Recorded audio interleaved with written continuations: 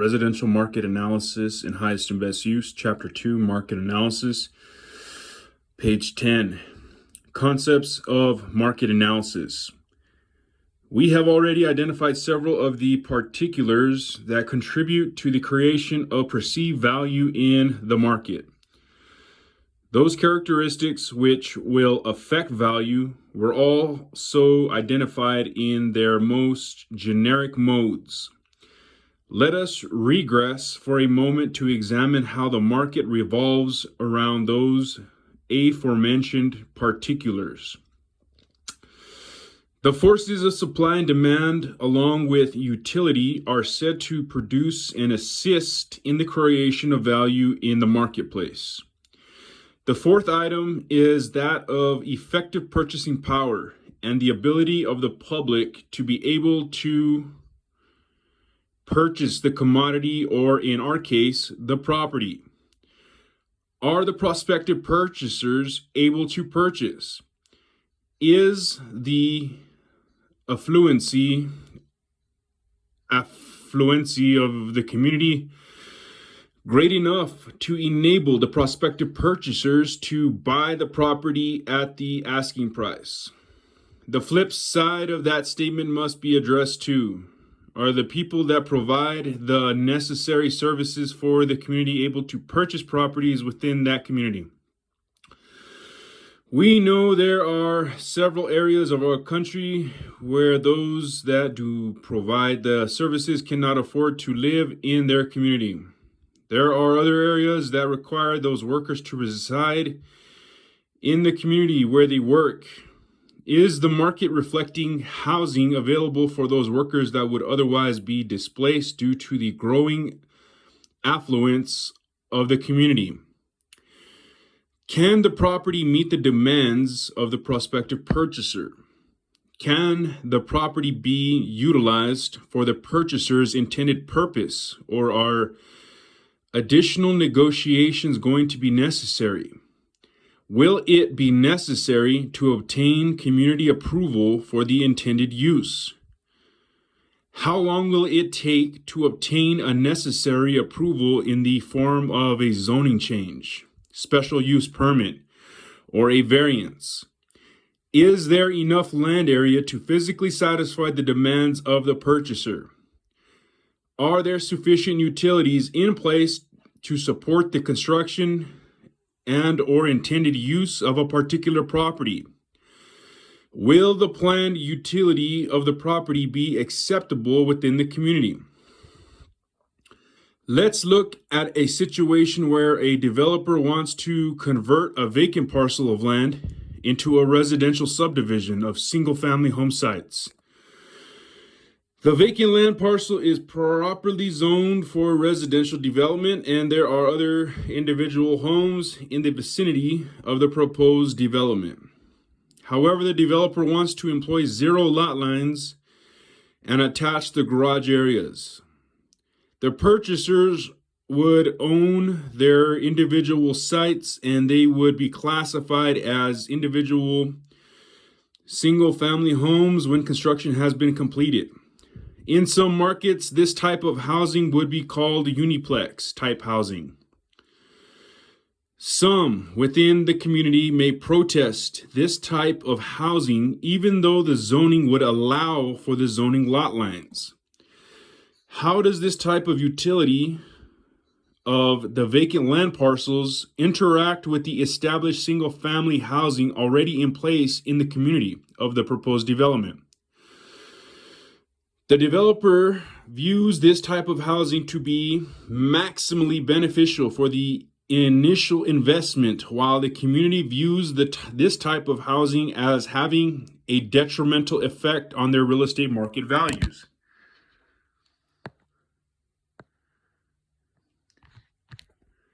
The developer has put all of the costs of development together and decided that the uniplex housing units will be marketed in the $150,000 to $200,000 range.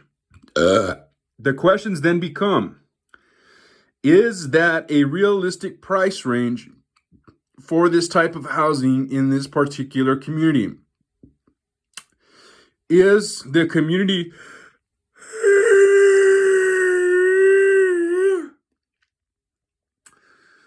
affluent enough to support this housing in this price range?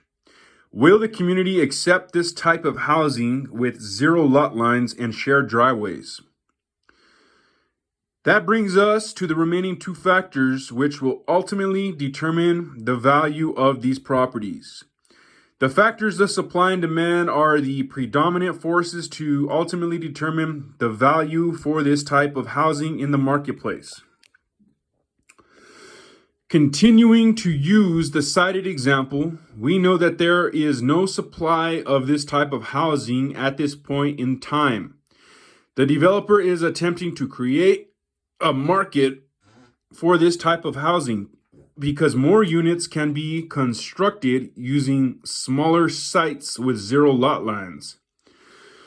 Ultimately, the developer will receive a greater return on the investment for this type of housing rather than by platting the traditional site patterns for individual single-family home sites. By creating the market for this type of housing, it is anticipated that there will be a demand for this type of housing. Considering the price range to be reasonable for the market and the public's ability to purchase these properties, a demand for the uniplex housing will be created. Since a demand has been created, it then creates a need for the supply to accelerate and fill the demand. As long as the demand outpaces the supply of this type of housing, the market will recognize and accept that there will be an increase in the selling price of the housing units, as there will be a seller's market for these uniplex type housing units. It was mentioned in chapter 1 that supply always chases demand. When supply catches up with demand, it is said that there is a balance in the marketplace. As long as the demand continues and supply is keeping pace with that demand, the market is in a state of equilibrium. However, when the demand begins to falter, the supply cannot rapidly react to compensate for the faltering demand. Demand can change very quickly, but supply will not be able to rapidly adjust itself and continue to maintain the equilibrium of proper balance in the marketplace.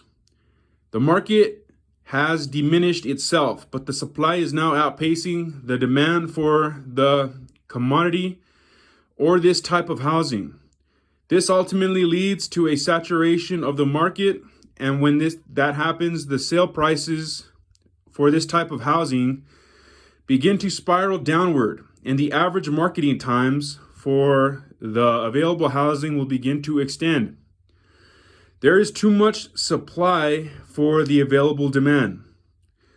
Without the demand, the oversupply of available properties cannot maintain their original level of value, but rather will fluctuate in the market until a new level of value has been determined by the public.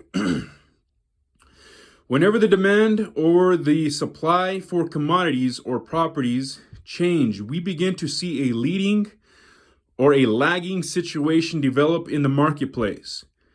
The marketplace senses the change in the number or amount of inventory on hand for commodities or properties. Longer marketing times for properties can signal a decrease in the demand for those properties or commodities. In the case of real estate, an increase in the long-term interest rates can decrease the demand for housing because some of the buying public will be forced out of the marketplace. They will no longer qualify for the purchase of the property due to an increase in the monthly mortgage payment. What has happened? The demand for that type of housing just decreased due to the rising interest rates for long-term mortgages. The market is faced with an overabundance of housing or too much available inventory on hand. The demand is no longer there to maintain that balance for supply and demand. There is no equilibrium status. The appraiser must be constantly researching the market trends to stay abreast of the changes taking place within the market. The appraiser at times must be able to anticipate such changes in the market.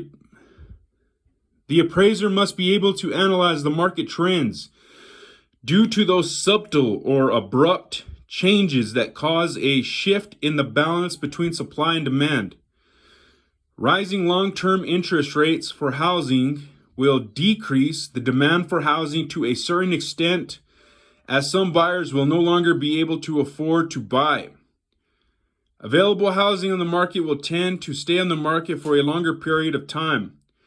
Prices of the available housing will tend to decrease as the marketing times become more extended. The appraiser must be knowledgeable in his or her own marketplace about these conditions. He or she must be able to recognize these situations and be able to measure the effects of the shift between the supply and demand in the marketplace. In a situation where there is more available housing on the market than the demand can absorb in a reasonable time, buyers have the upper hand and can feel free to negotiate the price downward. Buyers can choose from the oversupply of properties available in the marketplace. This is known as a buyer's market.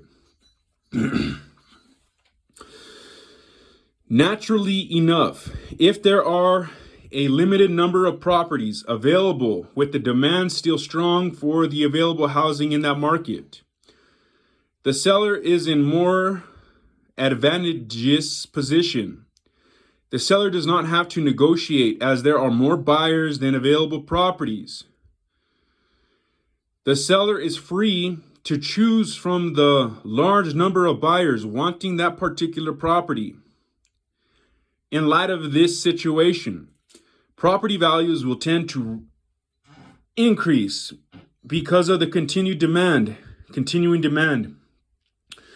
and the shortage of available properties. This is called a seller's market.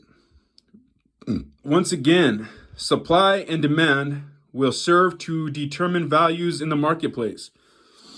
The knowledgeable appraiser, by applying the appropriate analysis, will be able to estimate the percentage of price appreciation due to the absence of adequate supply and the continued demand for the commodities or properties in that marketplace.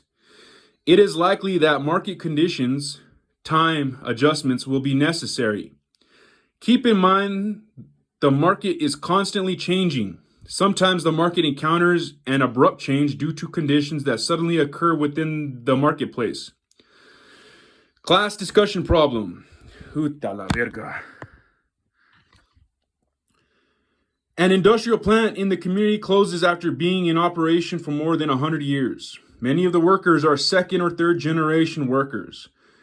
The plant's closing means that approximately 6,000 workers will be without jobs, and many probably will be unable to make their mortgage payments. A nearby military installation will completely close down within the next 2 years. Approximately 9,000 military people will be transferred to other military posts or bases in other states. That military installation supplied jobs not only for the assigned military men and women, but for 7,000 civilians living in the community. In light of these announcements, the developers of a large superstore have put their construction plans on indefinite hold and have stopped negotiating a long-term land lease for the proposed development. What do you think happened to the demand for housing in the community after those announcements were made public? Do you think the market changed when the closings were announced? Do you think the demand for housing will change? Do you think the supply of available housing will change? Do you think the change in demand will cause values to decline? Do you think the supply of available housing will cause the values to change? Is it now a buyer's or a seller's market? If you were an investor, would you invest in real estate in this community now? End of page.